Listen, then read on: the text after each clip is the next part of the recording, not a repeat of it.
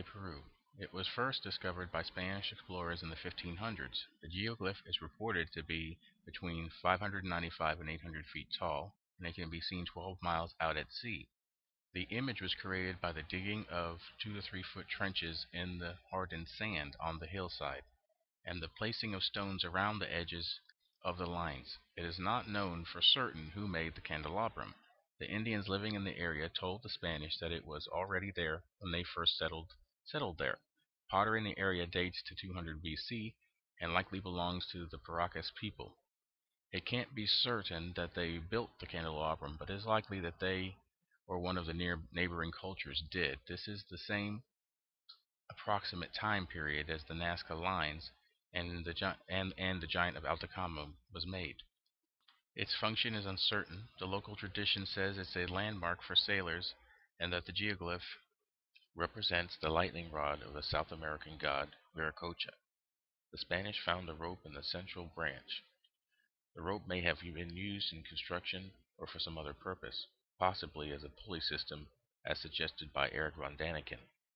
Some have even suggested it was a type of seismograph used in detecting earthquakes. Speculation on what the image symbolizes include a cactus, the constellation of the Southern Cross, and also the Jimson plant, which can be used as a hallucinogenic drug.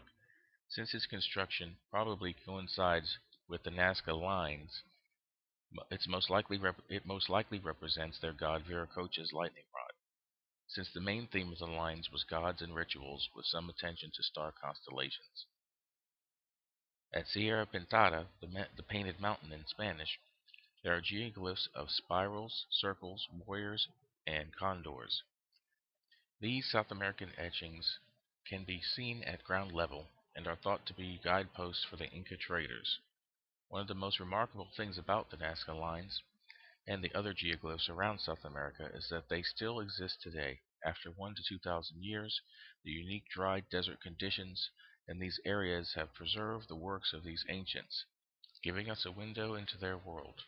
400 miles west of El Paso, Texas, in Mexico's Chihuahuan Desert, there exists an area with strange properties that have earned it the name the Zone of Silence. Since the 1800s, those who've tried to work the land in this sparsely populated area noticed the frequent occurrence of hot pebbles falling from the sky. In the 1930s, Mexican aviator Francisco Cabrera had reported that his radio stopped working when he flew over the area. This would be the first time that the area's ability to block radio waves would be reported. In 1970, at the White Sands Missile Base in New Mexico, they launched an Athena missile. That missile went off course and crash landed in the zone.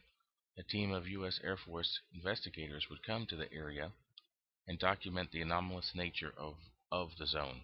Sections of the zone would not allow reception of signals from radios, television, shortwave, microwaves, or satellites. More researchers would come to study the zone. The Mexican government constructed a research complex in the area which has been named the Biosphere. Its stated mission is to study the plant and animal life of the region. High levels of magnetite have been discovered in this area. Also discovered was the fact that the Zone of Silence gets a lot of meteorite crashes there, giving rise to speculation that some magnetic anomaly, natural or otherwise, is causing the attraction of space debris. This Zone of Silence is geologically located north of the Tropic of Cancer and south of the 30th parallel. This is the same latitude of the Bermuda Triangle, and like the triangle, it has reports of UFO activity and strange encounters. Until recently, there had been natives of the area that could still attest to the possible alien activity as far back as the early 1900s. The strange lights, crafts, and enigmatic meetings would continue throughout the 20th century. On October 13, 1975, Ernesto and Josefina Diaz drove into the zone to collect fossils and rocks. They were traveling in their new truck. As time went by, they noticed a rainstorm approaching. They quickly packed up and started to speed away from the zone, not wanting to get stuck in any flash flooding that may have occurred. Unfortunately, they were not able to outrun the rain, and their truck became stuck in the swampy, muddy ground. While the couple frantically tried to dislodge the truck from the muddy soil, two beings approached them, waving at them and offering them their assistance. The two tall men were dressed in yellow raincoats and caps. They told the couple to re-enter their truck and they would push the truck into firmer ground. And in no time the truck was out of the muddy soil and ready to go. When Ernesto Diaz got out of the truck to thank the men, they were gone without a trace of footprints or surface features that could have hidden them. People crossing the zone have talked of seeing strange lights and fireballs maneuvering in the night. These objects would change colors, hang motionless, and then take off at high speeds. Two ranchers returning home from a festivity witnessed a light which floated down from the night sky. The ranchers would see two figures come out of the light and start walking in their direction. The humanoid figures had the same eerie glow of the light they came out of, and it was all around them. Not surprisingly, the ranchers fled the area as fast as they could. At times, physical traces of their encounters could be found. One witness returned to an area where he had seen strange lights the night before. The scrub vegetation at this place had been burned. Dr. Santiago Garcia, a researcher of the zone, speculated that some of the strange lights observed could be from a solar-powered vehicle left by the U.S. military to conduct nighttime analytical missions. When they came for the Athena missile wreckage, they also took several truckloads of desert sand for analysis and secretive research. This research may have continued for some time. In 1976, a visitor to the region took a picture of a UFO that had landed near an area called Magnetic Hill. These pictures showed a shiny silver object shaped like a large stewing pot, rising upward and disappearing towards the west. Reports of encounters with strange beings would periodically be reported by those who encountered them.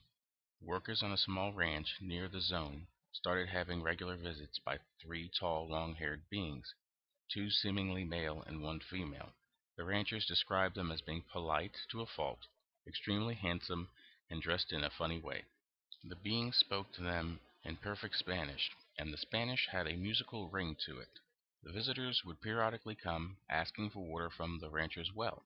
They carried canteens that they requested the ranchers to fill for them.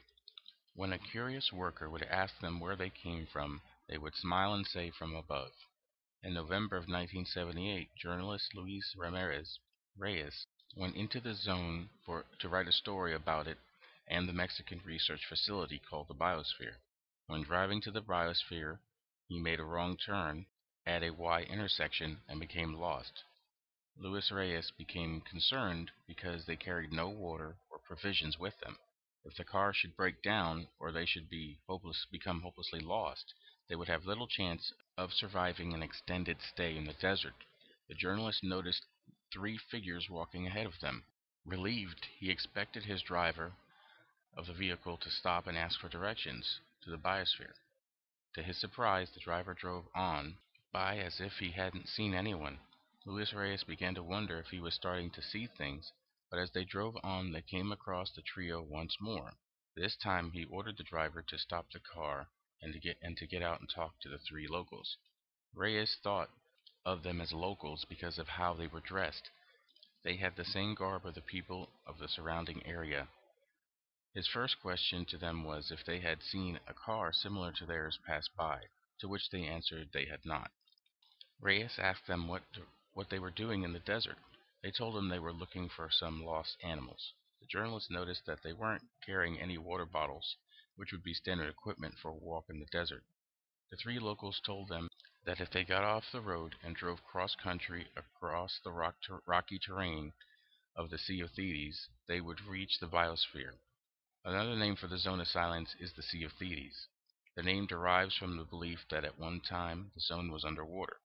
After following the locals' directions, the journalist arrived at the biosphere. Reyes told about his encounter with the locals to Harry de la Pena, one of the researchers at the biosphere. Pena told them that there were no people in the zone area who weren't part of the biosphere team, and that locals looking for strays in the desert seemed unlikely. Another encounter with strange beings in the zone of silence was reported by Ruben Lopez, who was driving through the zone one night on his way to the town of Caballos to visit a relative. His van's engine began to sputter and stall. Lopez then noticed 100